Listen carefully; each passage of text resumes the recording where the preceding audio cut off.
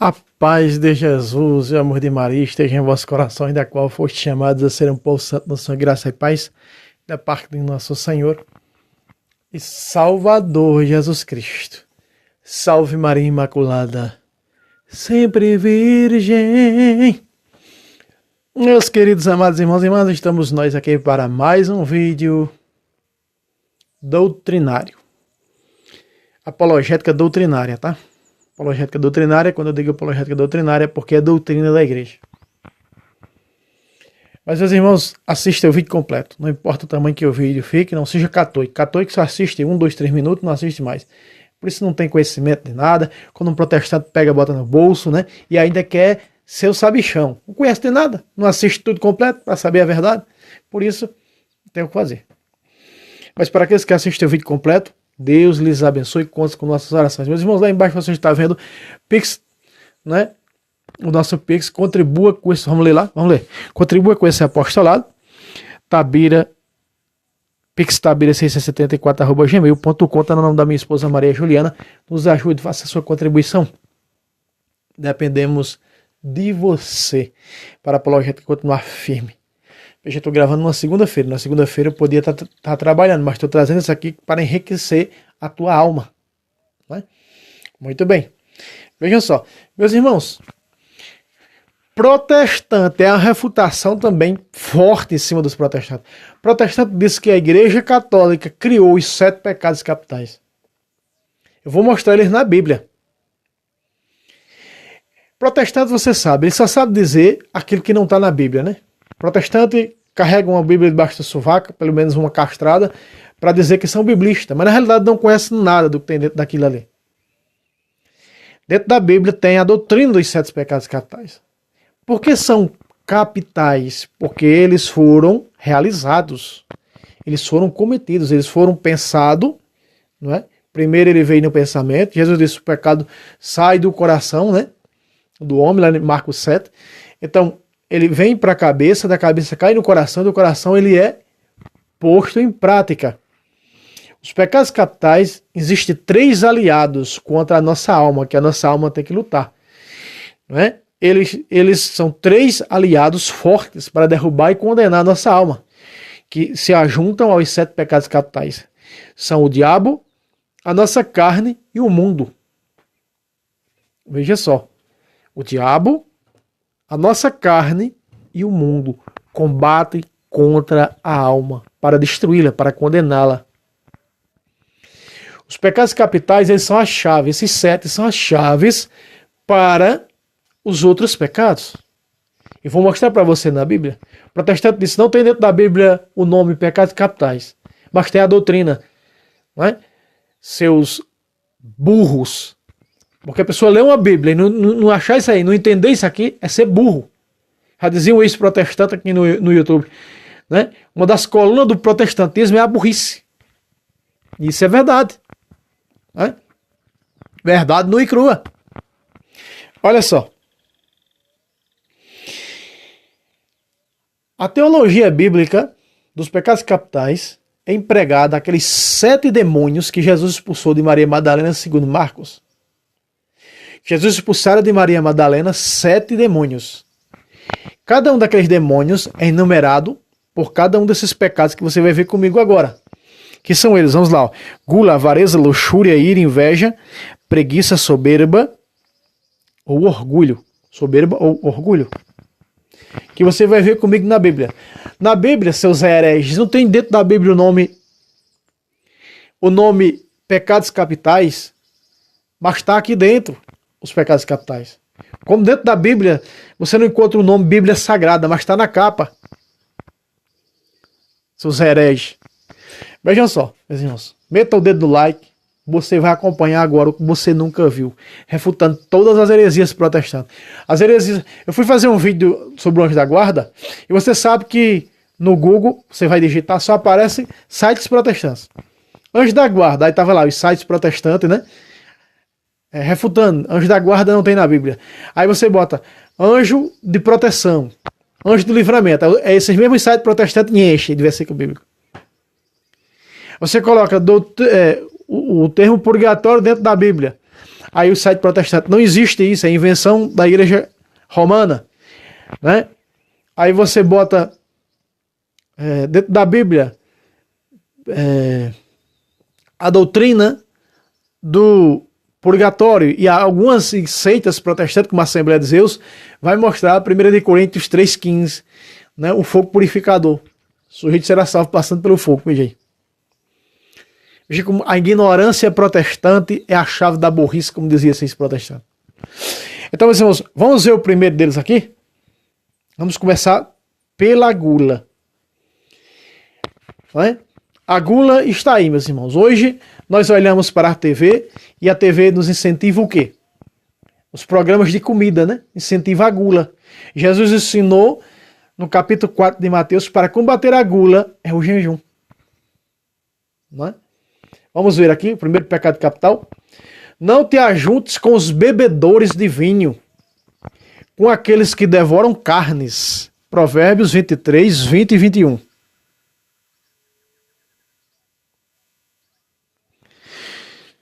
Pois os ébrios, ébrio para quem não entender, os bêbados, pois o bêbado e o glutão, veja, comilança, se empobrecem, e a insonolência veste-se com andrajos. Meu querido irmão, o coco é seco.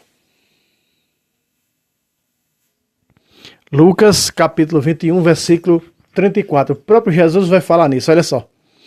Velai sobre vós mesmos, para que os vossos corações não se tornem pesados. Outra tradução, culpados.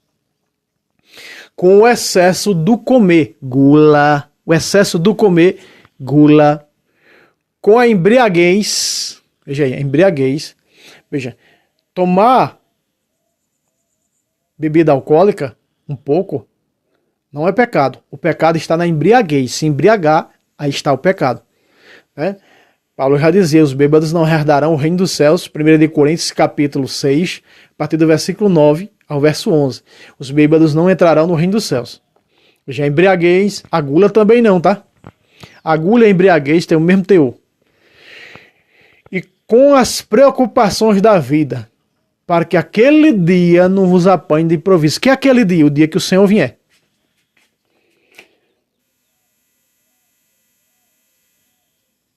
35. Como um laço cairá sobre aqueles que habitam a face da terra. 36 embaixo, quanto Salmão. Vigiai, pois, em todo o tempo e orai. Vigiar a boca, ó.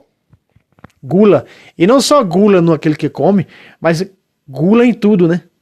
Quer sempre ter demais.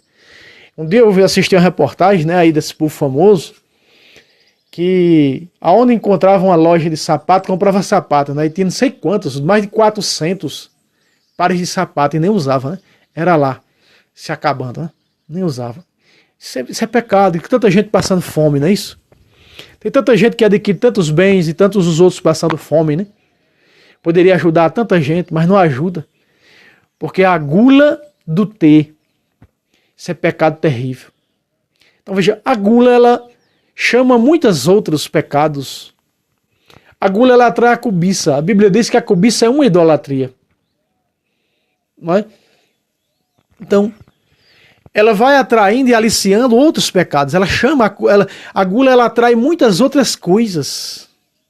Veja, para você ter uma ideia, a pessoa que ela é gulosa no comer, ela não tem uma vida sexual dentro dos esquadros como Deus ordenou. Ela tem uma vida sexual desregrada. Para você ter uma ideia. Veja Jesus dizendo aqui, ó, para se vencer a gula, vigiai, pois em todo o tempo, e orai, a fim de que vos torneis dignos de escapar a todos os males que hão de acontecer, e de vos apresentar de pé diante do Filho do Homem. O que é de pé? Santo. Quando o Filho do Homem voltar, achar você santo. Encontrar você santa. Nós estamos vendo a doutrina da gula dentro da Bíblia Sagrada. Eu já estou te mostrando que a gula atrai e alicia outros pecados. A gula atrai a cobiça. A cobiça é a idolatria. Jesus disse lá no capítulo 5 de Mateus, olhou para uma mulher, desejou possuí-la, uma mulher seminua que vai passando ali. Se ela for casada ou você casado, Jesus disse, já adulterou com ela no coração. Você está compreendendo, meu querido irmão? Então, os pecados, esses pecados, por que são pecados capitais? Porque esses sete, eles aliciam os outros. Eles são a porta de entrada para a nossa carne, para os outros pecados. Mas você nem sabe disso. Mas hoje eu estou trazendo para você. Vamos para o segundo. A avareza. Olha só. Avareza. Veja só, avareza. Efésios capítulo 5, você está vendo aqui em cima, capítulo 5, versículo de 3 a 5. Vamos lá? De amarelo aqui embaixo. Está escrito. Quanto à fornicação, à impureza, sob qualquer forma, ou a avareza, veja, ou a avareza que diz, nem se faça menção entre vós. A avareza é um perigo. Entre vós.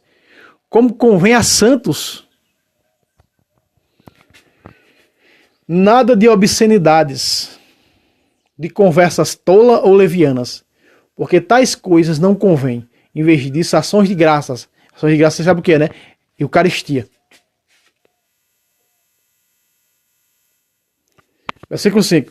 Porque sabei-o bem, nenhum dissoluto, ou impuro, ou avarento, verdadeiros idólatras, terá herança no reino de Cristo e de Deus.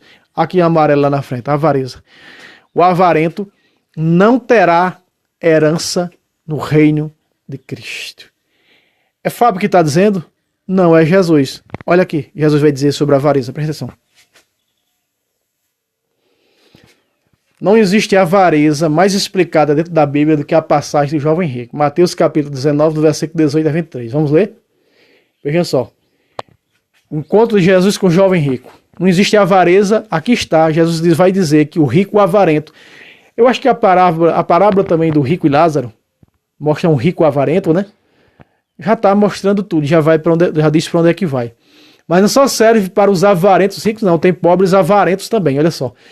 Que não, por exemplo, não contribui com as obras de evangelização, que depende das pessoas, da doação das pessoas. Ah, mas no tempo dos apóstolos, sim, no tempo dos apóstolos não precisava não. Mas as pessoas davam de comer os apóstolos. E hoje, quando se pede uma ajuda para, até mesmo para que a evangelização chegue até outras pessoas, as pessoas se tornam covardes. Vai fazer o quê, né? O Senhor vai cobrar no dia, não colocaste meu dinheiro no banco. Ó, aí ele pergunta, Jesus disse, olha, observa a palavra, os mandamentos e ele pergunta a Jesus, quais os mandamentos? Jesus perguntou-lhe.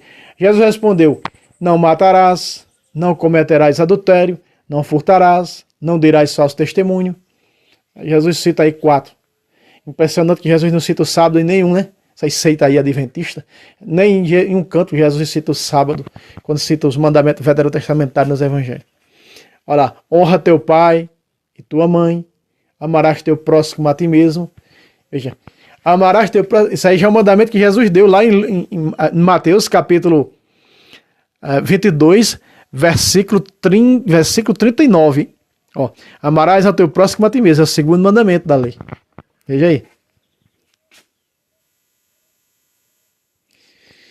Disse o jovem, tenho observado tudo isso desde a minha infância. Que me falta ainda? Agora vem, veja aí. Que me falta ainda, ó. Achava que não faltava mais nada não, né? Que estava abafando, né? Respondeu Jesus. Se queres ser perfeito, veja só. Vai, vende teus bens e dá aos pobres. E terás um tesouro no céu. Depois vem e me segue. Veja a exigência para o rico, é isso aqui. São Francisco de Assis fez ou não fez isso aqui? Fez. Veja só. 2 coisas para ser perfeito ainda faltava para o jovem rico. Dar seus bens para sustento dos pobres, primeira. E segunda, seguir Jesus. Será que ele vai fazer? Não, porque ele era o quê? Avarento. Aí nós estamos vendo o quê? A avareza. Aí a avareza, ela é a porta para outros pecados. Veja só. 22. Ouvindo essas palavras, o jovem rico foi embora, muito triste, porque possuía muitos bens. O avarento, ele é segurado a seus bens materiais. O avarento, ele prefere desperdiçar alimento e não dar para os pobres, como esses grandes hotéis, né? Tanto desperdício de alimento, né? Pecado, né? Tanta gente passando fome. Pessoas jogam roupas na lata do lixo, enquanto tem pessoas na rua passando frio. Moradores de rua. Né? Vão responder. Então, isso, a avareza, a pessoa que ela tem é isso dentro. Esses 7 pecados estão incrementados em nossa carne, para você ter uma ideia, tá? E eles podem desenvolver outros pecados que você não conhece, que é ele chamando, eles são a porta. São 7 portas para os outros pecados. E aí a avareza, ela vai chamar muitos outros pecados. Ela vai chamar, por exemplo, a inveja. A avareza, ela é a chave para a inveja. Que nós vamos ver também que é outro pecado capital. Você vê a outra pessoa com tal coisa. Eita, eu vou. Olha, fulano tem isso. Por que eu não posso ter também? Vai. Só porque o fulano tem. Mas a pior é a inveja que tenta destruir o outro que tem para obter aquilo que é do outro. Não é? Veja o que a luxúria, a avareza, ela é capaz de fazer. Olha o que Jesus diz no versículo 23. Não é o que digo, não é Jesus. Jesus disse então aos seus discípulos: em verdade vos declaro, é difícil para um rico entrar no reino dos céus. E para um rico avarento. Precisamos ter cuidado aqui para não interpretar que todos os ricos vão para o inferno, não. Ricos bons, pessoas que têm bens, mas que dão de comer aos pobres, que cuidam dos pobres, que se convertem, que vivem com o coração, que nem Provérbio mesmo vai citar nesse livro de Provérbios, diz isso. Um rico que tem um coração de pobre, que alimenta os pobres, que dá de comer a quem tem fome, que se converte, que é a pessoa que vive a doutrina da igreja, não é? Que abastece as obras de evangelização. Um rico desse, ele não é avarento. É um rico que partilha do que tem com o reino de Deus. Na construção do reino de Deus espiritual nesse mundo e eterno no outro. Tá aí. O segundo pecado capital, avareza. Agora nós vamos para um pesado. Luxúria. Terceiro, olha só. Meus irmãos, nós encontramos muito sobre luxúria na Bíblia, mas eu queria trazer essa aqui. Só a Bíblia da Ave Maria traz ao pé da letra. Está aqui, 1 de Coríntios, capítulo 5, versículo de 1 a 5. Vamos lá, aqui em cima. Vamos ver o que está escrito aqui em cima. Vamos lá, vamos ler versículo 1. Eu e você. Ouve-se dizer constantemente que se comete em vosso meio a luxúria. E uma luxúria tão grande, tão grave, que não se costuma encontrar nem mesmo entre os pagãos. Há entre vós que vive com a mulher de seu pai. Só para escrevermos aqui o termo luxúria. Luxúria. O que é luxúria? A luxúria engloba vários pecados. Adultério, fornicação, masturbação, pornografia, cobiça adulterina. Então, dentro do termo luxúria, né? O sexo desregrado. E aqui era o sujeito que estava com a mulher do pai, né? A madrasta dele. Então, Paulo disse, isso é uma luxúria pesada. Que não se costuma ouvir nem mesmo entre os pagãos. Continua.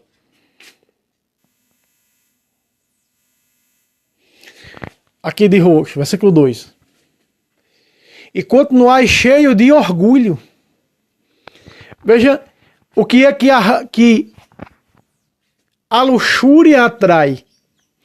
A luxúria, ela é uma cobiça, começa pela cobiça desregrada, e ela alicia a nossa carne a pecar, ao sexo desregrado. A luxúria leva a nossa carne ao sexo desregrado. Já acabei de falar aqui para vocês. E veja, ele diz, e continuais cheio de orgulho, em vez de manifestar tristeza, para que seja tirado dentre vós o que cometeu tal ação.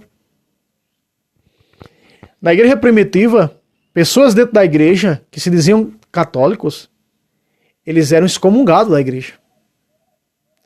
Quando se cometia um adultério, uma fornicação, um caso como esse, né, de luxúria, ele era excomungado, a pessoa era excomungada da igreja. Nesse caso aqui, esse cabo foi. Ele ficou 3 anos e meio fora da igreja. Lá em 2 Coríntios 3, ele vai ser perdoado por Paulo e pela igreja. Paulo recebe ele na igreja, porque ele tinha sido excomungado. Quando ele se arrepende, se converte. Né? 3 anos e cacetado, ele passa pelo sacramento da confissão e ele é reintegrado outra vez na igreja. Versículo 3, ó. Pois eu, em verdade, ainda que distante, corporalmente, mas presente em espírito, já julguei. A igreja liga, tá ligado, né? Como se tivesse presente. Aquele que assim se comportou. Veja. Olha essa comunhão dele. Em nome do Senhor Jesus. Reunidos, vós, em meu espírito, com o poder de nosso Senhor Jesus Cristo, agora. Seja esse homem entregue a Satanás para a mortificação do seu corpo, da sua carne, a fim de que sua alma seja salva no dia do Senhor Jesus. Pacata. Veja, esse homem foi entregue a Satanás. O que era? Na igreja primitiva, quando alguém ia entrar em excomunhão, sair da igreja, para a igreja primitiva, quando a pessoa estava fora da igreja, ela estava sobre o domínio de Satanás. Estava sobre o poder do capeta. Ou era da igreja, de Jesus através da igreja, ou era do diabo. Então, quando ele era excomungado da igreja, expulso da igreja, era um modo de dizer entregue a Satanás. Foi entregue a Satanás. Para quê? Para a mortificação do seu corpo. Então, sendo excluído, ele ia viver uma vida de oração, de penitência, para mortificar a sua carne, para matar aquele desejo da carne, para se converter verdadeiramente nos desertos. Como Jesus, mesmo sem ter pecado, mas foi para o deserto ser tentado pelo diabo, para ser através do jejum, da oração, da penitência, a fim de que sua alma seja salva, veja. No dia do Senhor Jesus. Então está lá no 1 Coríntios 3, 2 Coríntios 3, quando esse homem ele é reintegrado de volta à igreja. Durante vários anos fora. Então essa é o que a luxúria, o sexo desregrado. Então hoje a pessoa, quando ela está nesses pecados, ela é excomungada da comunhão automaticamente, ou seja, ela não pode receber a comunhão. Ela nem pode passar pelo sacramento da confissão. Quem vive junto, ou quem vive amaziado, não pode confessar e nem comungar. Mas pode viver uma vida de oração, pedindo a força para sair do adultério, pedindo a força para sair do concubinato, né, que é a fornicação. Capítulo 13, versículo 4 da Epístola aos Hebreus está escrito: mantenha vosso leito conjugal imaculado, porque Deus julgará os fornicadores e os adúlteros. Isso é luxúria. Luxúria, que nós vimos aqui, o terceiro pecado capital. Vamos agora para o quarto, a ira.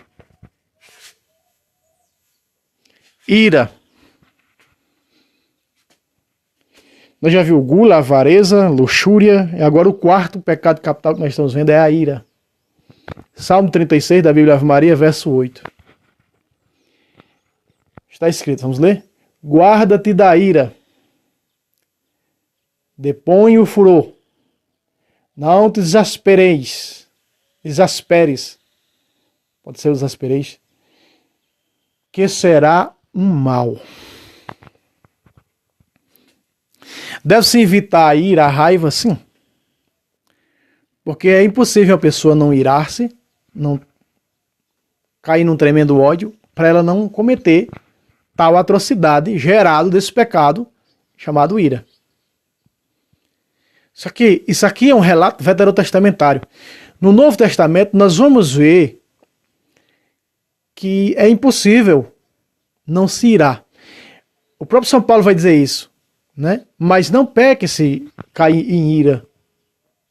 Veja só. Presta atenção aqui, ó, Efésios 4, 26. Olha o que São Paulo diz. Mesmo em cólera. Outra tradução mais exata, você pode até ter enganado, mas parece que a Ave Maria antiga fala em ira no lugar de cólera. Mesmo em ira, não pequeis. Não se ponham só sobre o vosso ressentimento. Veja, meus irmãos, nós vimos a porta lá no Salmo 36, verso 8, para chegar até aqui. O Salmo 38 diz que é melhor evitar a ira, mas Paulo disse, se irar, não peque. Agora, o que é que a ira chama? A ira chama muitas coisas, a destruição. Entre elas, a ira chama o homicídio. É assassinar, a ira. As pessoas que assassinam as outras, elas estão iradas. Paulo disse, mesmo se cair em ira, não peques. Não deixe que a ira te leve ao pecado. Não é? Que ele se torne um capital. Então, a ira é uma porta que traz a destruição, traz a morte. E até mesmo espiritual. Veja só. Na primeira carta de João, ele vai dizer, se eu digo amo a Deus, mas odeio o meu irmão, sou mentiroso. Veja aqui, ó. Deixa eu pegar só o versículo, só, que eu agora esqueci. Para vocês. Versículo 20. Primeira carta de João, capítulo 4, versículo 20. Se alguém disser, amo a Deus, mas odeia seu irmão, é mentiroso. Ira, ódio, são a mesma coisa. Ira, ódio. E diz que os assassinos não entram. Quem odeia seu irmão, quem tem ira contra o outro, que se ira contra o outro, é assassino, não entra no reino, ó. 1 de João, capítulo 4, versículo 15. Quem odeia seu irmão é assassino, e sabei que a vida eterna não é para nenhum assassino. E ela não permanece em nenhum assassino, e ela não é para nenhum assassino. Então assassino é só tirar a vida do outro? Não. O ódio por alguém, a raiva de alguém por alguém, é uma forma de você matar no seu coração outra pessoa.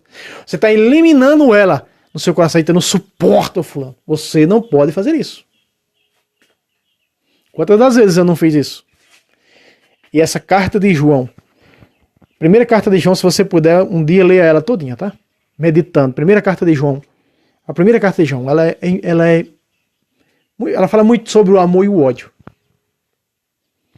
E aí esse versículo, a ira, ele desregra o segundo mandamento dado por Jesus, que está lá em Mateus capítulo 22, versículo 39 e 40.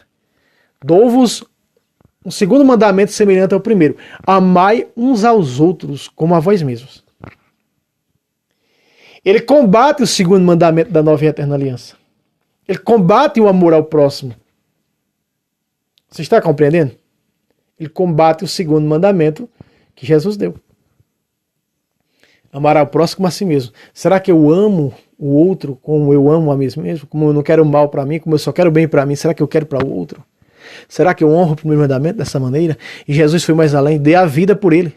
Quem ama os seus amigos, faça como eu, que dou a vida pelos meus amigos. Dê a vida pelo próximo. Esse é o segundo mandamento. Será? Como São São Maximiliano Kolbe, que deu a vida por uma família, morreu no lugar dela. Você é capaz de fazer isso? Hã? De colocar o segundo mandamento em prática?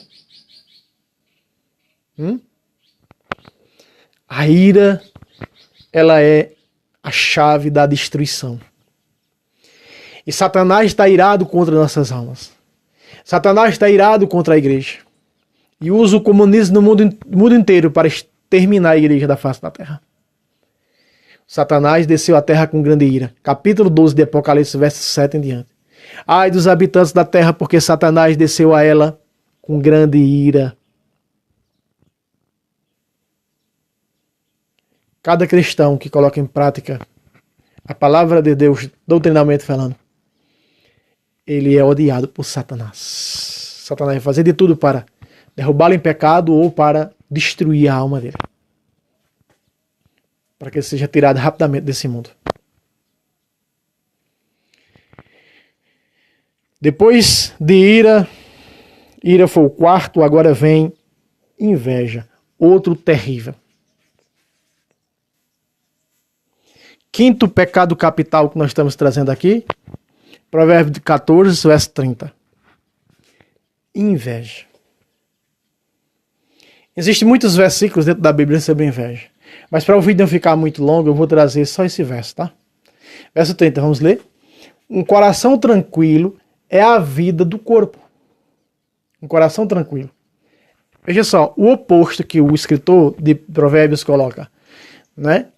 O oposto da inveja.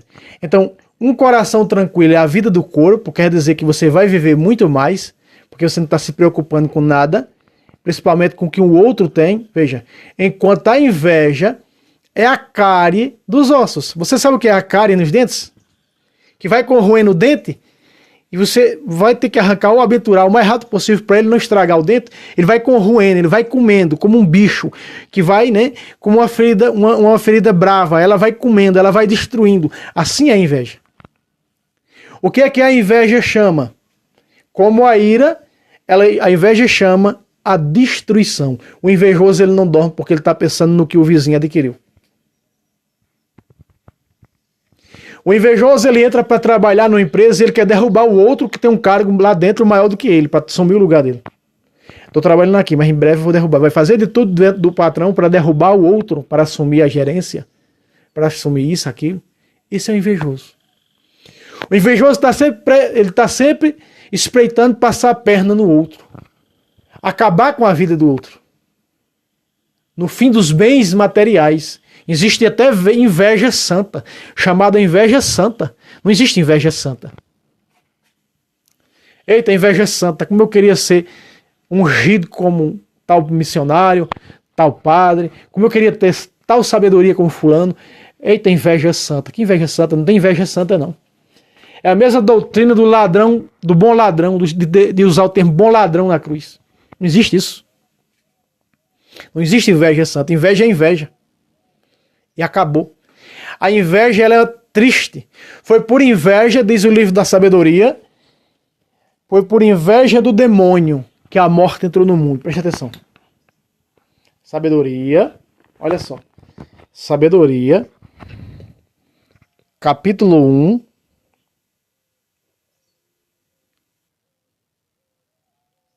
eu ver se aqui, versículo... Capítulo 1... Capítulo 2, versículo 24, o último versículo do capítulo 2 da sabedoria. Olha o que diz, ó. É por inveja do demônio que a morte entrou no mundo, e os que pertencem ao demônio aprovarão. Gente, foi por inveja do demônio que a morte entrou no mundo. Inveja de Satanás por não ter a carne que o ser humano tem. Então ele vai lá no Gênesis capítulo 3, por inveja de Eva e de seu esposo, porque ele era apenas espírito, ele odiou porque Jesus é Deus e assumir a humanidade, assumir a carne, o verbo divino se fez carne, a palavra se fez carne. Por isso toda a inveja dele, porque ele não tem carne, ele é apenas um espírito, ele fez do que fez com Eva em Gênesis capítulo 3. Foi por inveja do demônio que a morte entrou no mundo. E com a morte, o pecado. Então, meus queridos, nós estamos vendo que a inveja ela é capaz de... Caim matou Abel por quê? Porque tinha inveja do seu irmão. Gênesis 4. Então, se nós formos ver dentro da Bíblia, uns destruindo os outros, hoje, na atualidade que nós estamos vivendo, nós vemos aí a Rússia, a China e os países comunistas.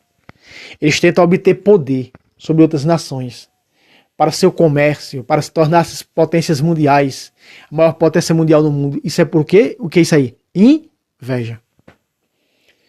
Invadir países, tomar território dos outros. Quem sofre com isso? Os pobres que morrem, os inocentes. Porque é cobiça dos ricos, dos poderosos deste mundo, que estão com o diabo, com Satanás.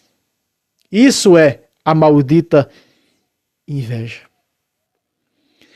A inveja foi o de número 5. Vamos agora para o 6º, que é preguiça. Meus irmãos, a preguiça é o 6º pecado capital que nós vamos falar. Provérbios 13, 4. Vamos ler de azul ali embaixo. O preguiçoso cobiça. E é exatamente o próximo, o último 7º pecado capital que nós vamos falar, que é a cobiça. Cobiça, que é a soberba, né? Então a soberba... deixa eu ver. Não. O preguiçoso cobiça, mas nada obtém. O preguiçoso deseja tudo, ter aquilo, ter tudo, mas não tem nada. Veja. E é o desejo dos homens diligentes que é satisfeito, ou seja, que é realizado. Agora, a preguiça aqui, a preguiça está de mãos dadas com a cobiça, que é uma idolatria. O preguiçoso cobiça e não tem, ele fica só idolatrando as coisas dos outros. Mas essa preguiça aqui, Jesus vai repreender ela no dia do julgamento universal, geral. Julgamento universal, né? De Mateus 25, 31 em diante. Eu estive com fome e não me deste de comer. São os preguiçosos. Eu estive com sede e não me deste de beber. Nu e não me vestiste. Na prisão enfermo não foste me visitar. Preguiça de fazer as obras de misericórdias temporais. E também preguiça espiritual. Preguiça de rezar. Preguiça de ir à Santa Missa. Porque já está acomodado. Capítulo 24 de Eclesiástico. Então ele já se acomodou. Não é? E a preguiça, ela é a doença da alma. Tanto a preguiça material, física, como a espiritual. Sendo que a espiritual, ela é a pior de todas, porque ela vai condenar a alma. Preguiça, repito, preguiça de rezar. Preguiça de fazer exame de consciência, preguiça de fazer a leitura do evangelho diário na Bíblia, meditar a Bíblia uma vez por dia, fazer exame de consciência, pedir perdão a Deus, buscar um padre para se confessar. Essa é a preguiça espiritual. Não é? Nada obtém, ela não vai obter nada. Não vai obter o reino de Deus para a vida dela. Trabalhar, e veja, Jesus diz, ao contrário da preguiça, olha o que Jesus diz, para matar a preguiça. Falando da Eucaristia, em João, capítulo 6, olha o que Jesus diz, João capítulo 6, versículo 27. Trabalhai não pela comida que perece. Olha só. Não trabalhar pela pessoas que só vivem para o emprego, só vivem para esse mundo, né? Pela comida que perece. Mas trabalhai pela comida que dura até a vida eterna, que o Filho do Homem vos dará, pois nela Deus Pai imprimiu o selo do seu Espírito. Ei, trabalhar pela comida de vida eterna. Qual é a comida de vida eterna que você tem que trabalhar? Carne e sangue de Jesus, você não trabalha. Preguiça espiritual. Exame de consciência, arrependimento, buscar padre para se confessar, ir para a missa dominical, já que não pode ir todos os dias, se tiver a chance de ir todos os dias à missa. E pelo menos a dominical. Nem isso você não faz? Preguiça! E ainda cobiça ir para o céu. Cobiçais e não tereis. Vai dizer São Tiago. Olha só. Olha o que São Tiago diz. Não vai obter.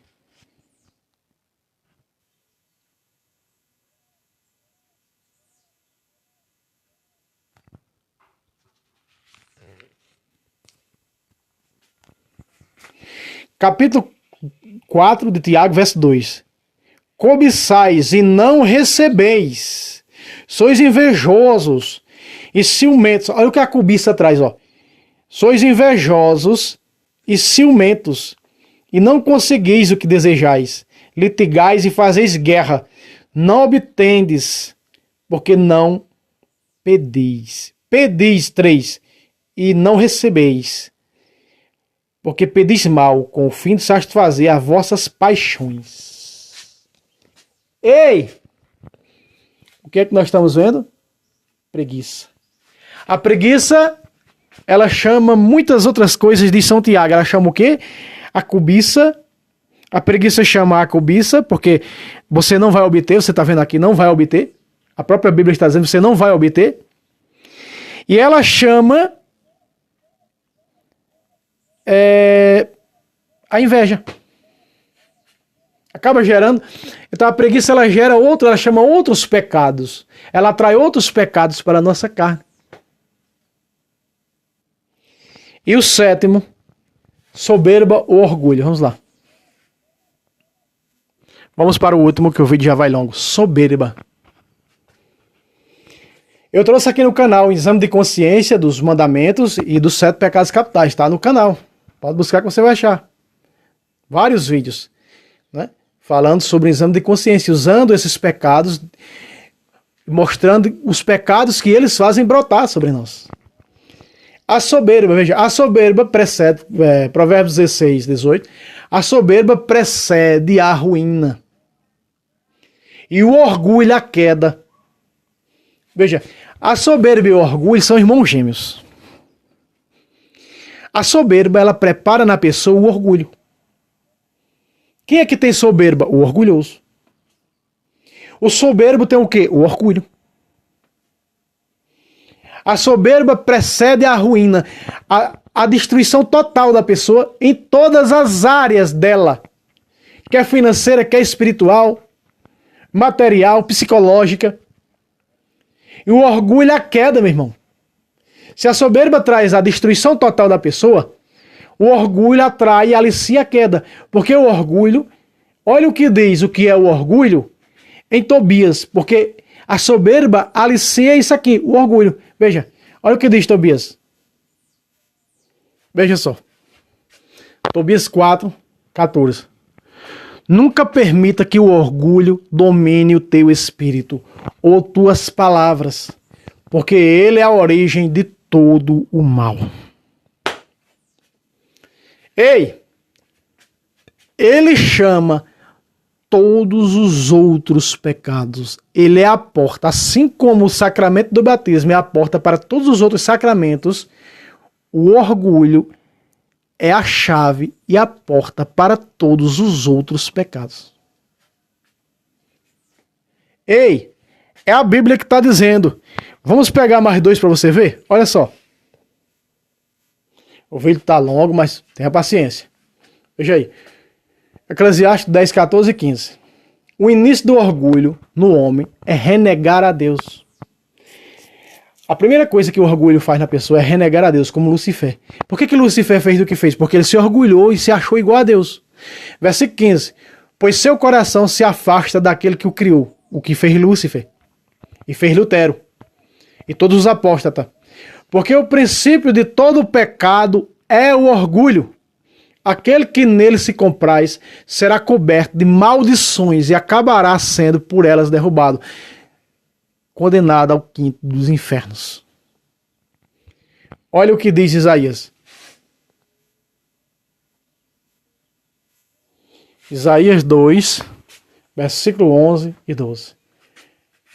A soberba dos mortais será abatida. E onde fala em soberba, fala no orgulho, porque são irmãos gêmeos. E o orgulho dos homens será humilhado. Olha o que Deus fará aos soberbos. Outra vez. A soberba dos homens será abatida. E o orgulho dos homens será humilhado. Só o Senhor será exaltado naquele tempo. Naquele tempo, ele foi exaltado dessa maneira, ó, na cruz, tá? Falando da vida messiânica. Versículo 12.